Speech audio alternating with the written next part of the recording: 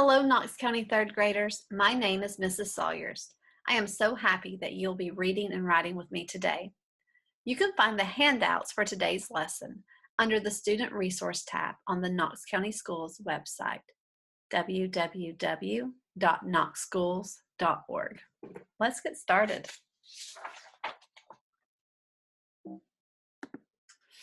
If this video is hard to understand, consider trying the following options. 1. Turn on closed captions if available. 2. Adjust the playback speed to slow down the video. 3. Consider watching short clips, then pause, listen, and watch again. 4. Ask someone in your home to watch the video with you. Stop frequently and talk to your partner about what you heard and understood. Let's start with a daily warm-up. Take a minute to look at the words. What do you notice? How many different suffixes do you see? Can you use these words in a sentence?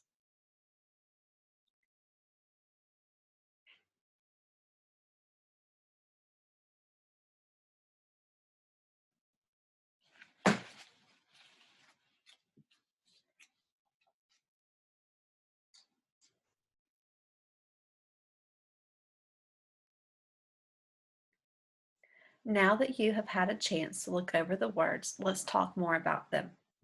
When I look at our words, I see they all have more than one syllable. I notice that the suffix is one syllable on its own. It adds an extra syllable to each base or root word. I also notice that we have 4 different suffixes. Did you? I bet you did. Let's look at each suffix individually. Before we start, I wanted to point out that all of our suffixes today are derivational suffixes. This means that they change the part of speech of a base or root word. I noticed a derivational suffix. Let's look at Y. Adding Y to the end of a word will change the word to an adjective. It changes the meaning to like or full of.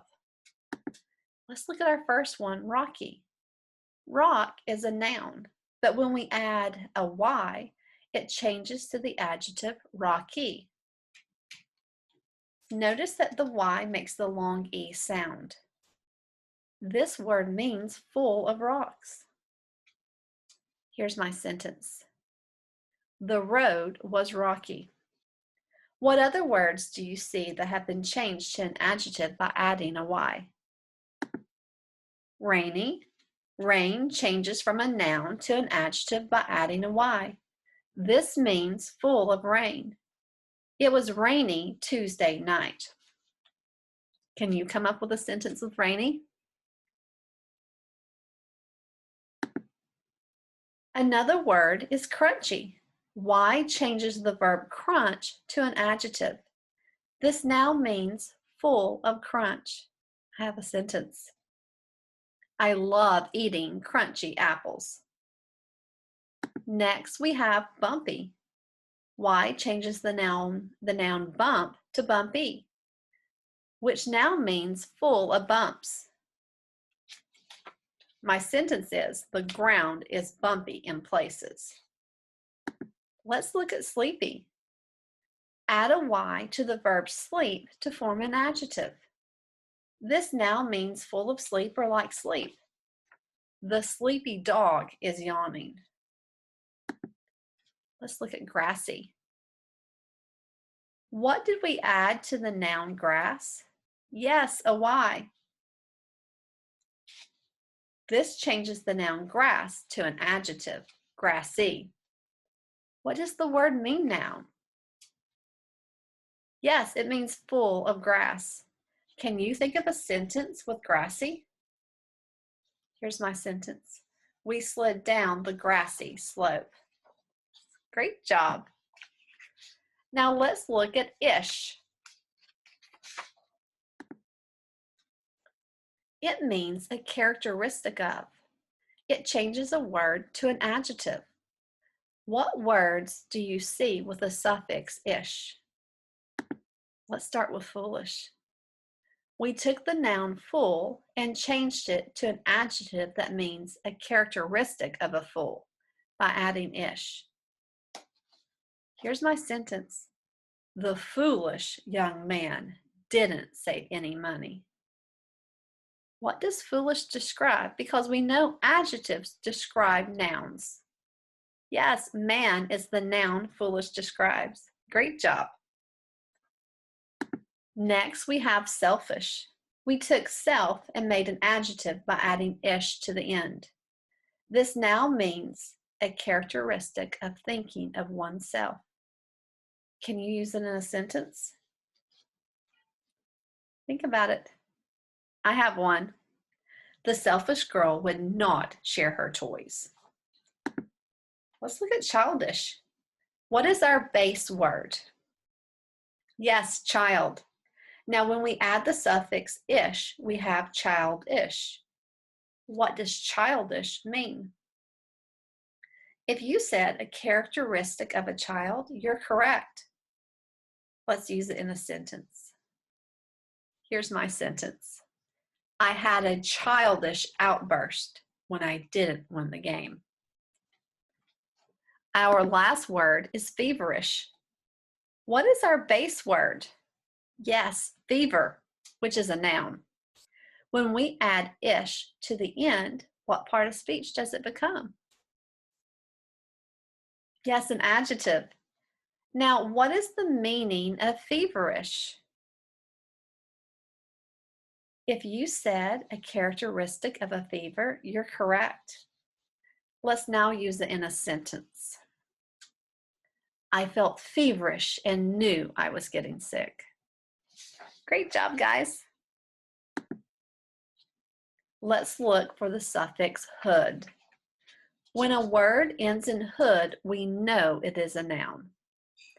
Let's start with childhood. We added the suffix hood to the base word child. Childhood means the state of being a child. Can you use it in a sentence? Here's my sentence. Her childhood was spent in Knoxville, Tennessee, where she went to elementary school. Next, let's look at adulthood. What would adulthood mean? Yes, the state of being an adult. Here's my sentence. Only 10% of monarch butterflies make it to adulthood. Let's look at parenthood now. Third graders, what does parenthood mean? Yes, parenthood means the state of being a parent. Can you use it in a sentence? Here's my sentence. The mother said parenthood was her best adventure. Last, we have statehood, which means the condition of being a state.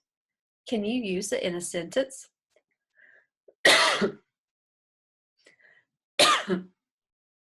Here is my sentence.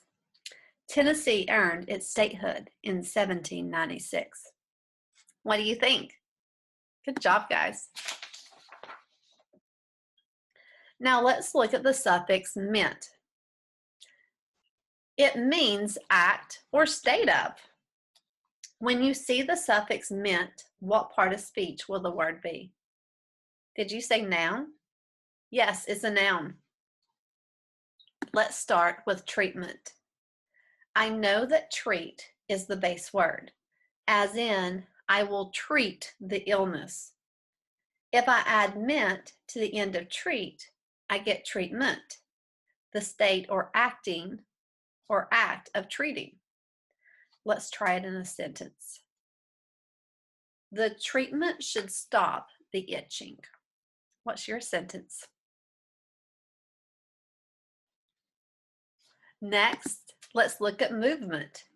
When we add meant to move, we get movement. Movement is the state or act of moving. Listen to it in a sentence.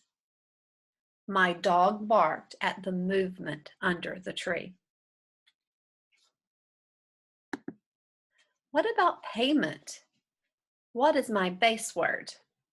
Yes, pay. We add ment to the base word pay to make payment. What does payment mean? If you said the state or act of paying, you're correct. Can you use it in a sentence? Listen to my sentence. The payment for the field trip is due Friday. Our next word is statement, which means the act of stating something. What sentence can you make with statement? Here's my sentence. The principal made a statement about field day. Our last word is commitment, the state or act of committing. Let's use it in a sentence.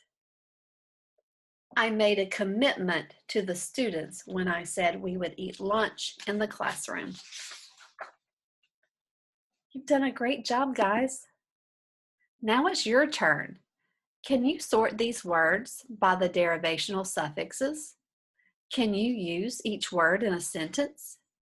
Can you find other words in your reading that use the same suffixes? Can you use one of these suffixes in your writing today? Let's try. Take time throughout the summer to work with words.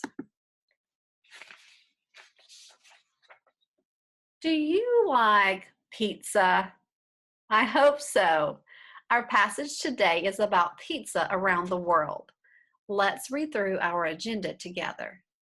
Today we will read about pizza around the world, so we can discuss the differences and similarities of pizza around the world. We will know we have it when we can write about pizza around the world. Let's take a close look at our essential question for the day. Would you rather eat pizza in the United States or in another country? Explain your opinion with evidence from the text. Let me read that one more time.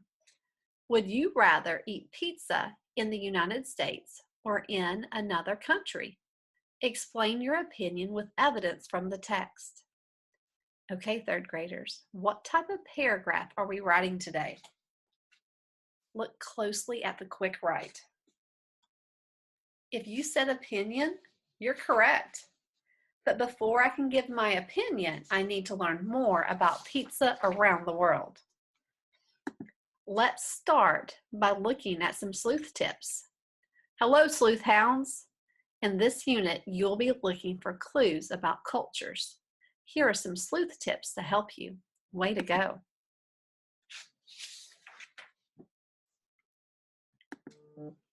Gather evidence. How do sleuths find clues by authors?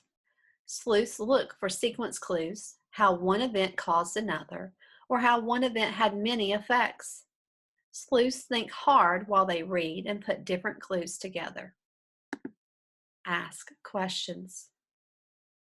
Where do sleuths get answers to their questions? Sleuths find answers to their questions in pictures, in the text, and by talking to other sleuths. Sleuths use books or computers to find answers. A good sleuth never gives up. Make your case. How do sleuths use clues when they make a case? Sleuths explain how the clues led them to their conclusions. Sleuths know that it's important to explain how pictures and text reveal answers. Prove it. Why do sleuths think about who will read what they write? Sleuths know that readers are different and that one type of writing will not always work. Sleuths always try to be interesting and clear. Now that we have our tips, let's get started. We always start our lessons with our essential questions to pull our learning together. Let's think. What happens when two ways of life come together? How can different cultures contribute to the food we eat? I know you talked about clothing around the world with Mrs. Buchanan. Clothing is an important part of our cultures. We can see influences from many cultures in our clothing today. It is an example of many different ways of life coming together. Last week, we talked about school in America and school in Japan. Do you remember?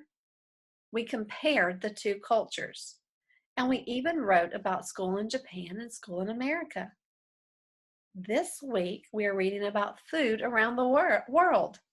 We are looking closely at pizza, which is very popular, especially in America. Did you realize that pizza is popular around the world too? But it does not always look like the pizza we are used to in our culture. Do you think food is an important part of culture? I do. We see food from many cultures here in America. We can learn about a culture by learning about their food too. So let's follow our sleuth tips and look for answers in the text. Are you ready? Let's go. Take a minute to get your text out if you have it. Also grab a pencil and paper. Let's read our quick write together and set the purpose of our reading today. Would you rather eat pizza in the United States or in another country? Explain your opinion with evidence from the text. Before I decide my opinion, I need to gather information about pizza from around the world. So my purpose for reading today is to find out what pizza around the world is like. Then I will form my opinion. Okay, readers, are you ready? Let's get started.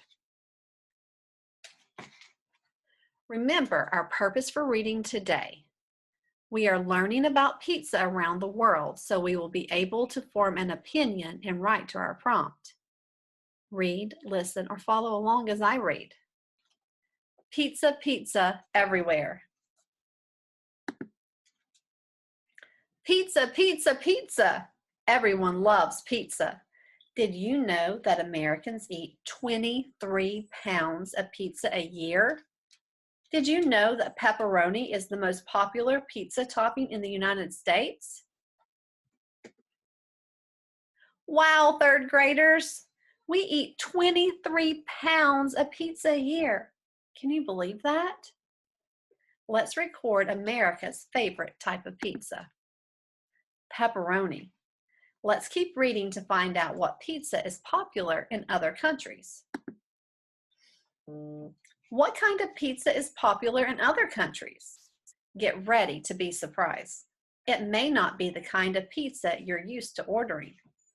In Japan, many people love pizza topped with squid, mayonnaise, potatoes, and bacon. In India, people like pizza topped with tandoori chicken, minced mutton, which is sheep, pickled ginger, or tofu. Let's stop for a minute and look back at what we read. We read about pizza in 2 different countries. What kind of pizza is preferred in Japan? Yes, can you believe it? Squid, mayonnaise, potatoes, and bacon. Does this sound like a pizza we eat in America? I don't think that this would be a popular pizza in America. Let's look at a picture to get a better understanding. The man is holding a squid in his hands. The small picture of a pizza is topped with squid. Do you think you would try pizza from Japan? I think I might. We also read about pizza in India. The most popular flavors in India are tandoori chicken, minced mutton, pickled ginger, or tofu. Here's a picture of a pizza from India. It has pickled ginger on it and mutton, which is sheep. I think this pizza looks very interesting. Let's read the last section together. It continues on to the next page, so listen as I read the rest of the sentence along with this section. In Brazil, green peas are a favorite topping. In Russia, pizza is served with makba. Makba is sardines, mackerel, tuna, salmon, and onions. If you want extra fish, you can also add herring. If you live in France, you might like bacon, onion, and fresh cream on your pizza. Let's take a minute to talk about our 3 new countries and their toppings. What was popular for a pizza topping in Brazil? Yes, peas. Look at the picture of pizza from Brazil. Do you think you would like to try peas on your next pizza? Next, we have Russia. Are you surprised that their most popular topping is makba? Do you remember what makba is? If you said 4 different types of fish and onions, you are right. Do you think you would like to try this pizza from Russia? Do you see the fish on the pizza? If you want your pizza extra fishy, remember you can add herring, which is another type of fish.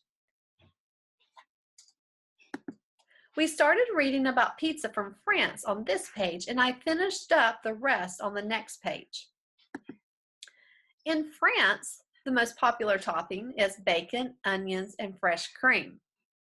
I think this pizza looks delicious. What do you think? Let's read on the next page. Remember, we finished this first sentence about pizza in France on the last slide. Let's start together with many. Many people in Pakistan like pizza with curry on it. Fly over to Australia if you want pizza with shrimp, pineapple, and barbecue sauce. What is the most popular topping in Pakistan? Yes, curry. Have you ever tried curry pizza? I haven't, but after looking at this pizza, I would be willing to try. The next country we read about was Australia. They enjoy shrimp, pineapple, and barbecue sauce on their pizza. Look at this picture of pizza from Australia. Would you try it? I think I would try this one too. Let's continue reading together. Do you like coconut? If you do, you'd probably like the pizza from Costa Rica. And if you're in the Netherlands, you might like pizza with double cheese, double onions, and double beef. Do you like coconut? I do, but I don't think I want to try it on my pizza. But it is the topping of choice in Costa Rica, so you might want to give it a try. Here's a picture of a pizza topped with coconut. Do you remember the Netherlands' favorite toppings? Check out this picture of pizza from the Netherlands. This looks like a big pizza with double cheese, double onions, and double beef. I think I could use a suffix from earlier to describe this pizza. Remember Y that says E on the end of a word? I think I could say that it's beefy, cheesy, and onion-y, maybe. How would you describe this pizza? Let's wrap up our trip around the world by reading our closing paragraph. So if you're willing to try different pizza toppings, grab your suitcase and passport. Maybe you can bring those pizza topping ideas back to the United States. Wow, now I'm hungry for pizza.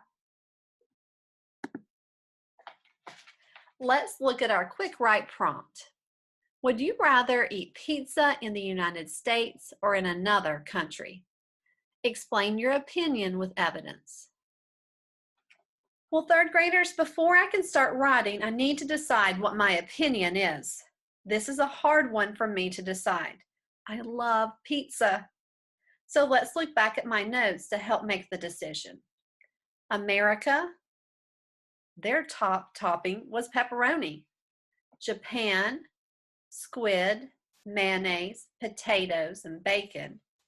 India, tandoori chicken, minced mutton, pickled ginger or tofu.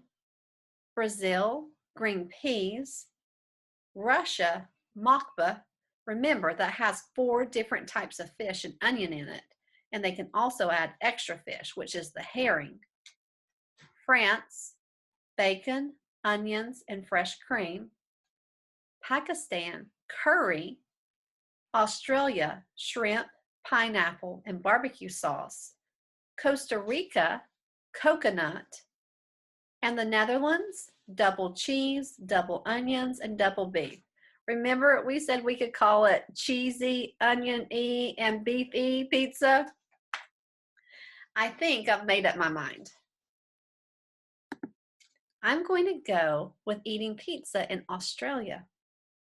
I'm going to have to include the evidence, which is the pizza toppings from Australia. Knox County third graders, what writing organizer can I use to help with my writing today? Did you say Oreo? If you said Oreo, you're correct. Let's read our prompt one more time before we get started. It's important to make sure that we are always on task. Would you rather eat pizza in the United States or in another country? Explain your opinion with evidence from the text. Remember, we are using our Oreo organizer. We have to start by stating our opinion. If I'm going to say I want to eat pizza in Australia, how can I say it? I need to make sure my opinion is clear and my reader will understand it. Look at what I wrote. It would be very interesting to try pizza from another country. Pizza from Australia sounds delicious. Did I clearly explain my opinion to my reader? Great. Next, we have R for reason. I need to state why I want to try pizza in Australia. Look at what I wrote. Listen to see if you think it's a clear reason. The most popular toppings in Australia are shrimp, pineapple, and barbecue sauce. These are all flavorful foods that would be great together. What do you think? Does it work? Next, we have E for example. I'm going to explain the flavors to give the reader an example of the foods and flavors I like. This will help the reader understand my opinion. The sweetness from the pineapple and spicy barbecue flavor would make the perfect pizza pair. Shrimp is also a great protein to add to any meal. Now we are ready to close our paragraph. Remember, we need to restate our beginning opinion and close our paragraph. Look at what I wrote. Do you think you would like to try pizza from Australia? It would be a terrific experience. Did I restate my opinion that I like pizza from Australia or that I wanted to try pizza from Australia? Are my thoughts clear? Did I use complete sentences? Great, now it's your turn. This is your writing task. Would you rather eat pizza in the United States or in another country? Explain your opinion with evidence from the text. Now it is your turn to write. Remember that this is your opinion. There is no wrong answer as long as you can support your opinion. I've included the Oreo organizer to help you organize your thoughts. Happy writing! Let's read through our agenda to make sure we accomplish our goal today. Today we will read about pizza around the world. Did we do that? Yes, we did. So we can discuss the differences and similarities of pizza around the world. Did we? Yes. We will know we have it when we can write about pizza around the world. Did we do this? Yes. Wow, third graders, you all did an excellent job today. Thank you for reading and writing with me today. I had fun. I hope you did too. I look forward to the next time we read and write together. I'm going to go eat some pizza. Goodbye.